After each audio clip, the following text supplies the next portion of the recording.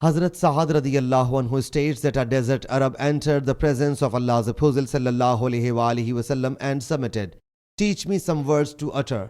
He sallallahu alaihi wasallam said, "Say, La ilaha illallah wahdahu la sharika lahu, Allahu akbaru kasiran, walhamdulillahi kasiran, subhanallahi rabbil alameen, la hawla wa la quwwata illa billahil azizil hakim." Translation: There is no worthy of worship save Allah Jalla Jalaluhu. He is alone, having no partner. Allah Jalla Jalaluhu is the greatest of the great, and all praise is due to Him. Glory be to Allah Jalla Jalaluhu, the Lord of all worlds. There is neither strength to avoid sins, nor power to do good, but with Allah Jalla Jalaluhu, the Honorable, the Wise, He submitted. These sentences are for my Lord Jalla Jalaluhu. What is for me? He sallallahu alaihi wasallam said, "Say, Allahumma ghfirli warhamni wahdini warzuqni."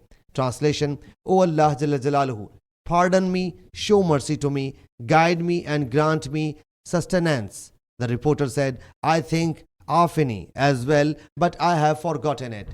Imam Ibn Abi Shayba has not mentioned the saying of this reporter in his report. Sahih Muslim Hadees number 6788.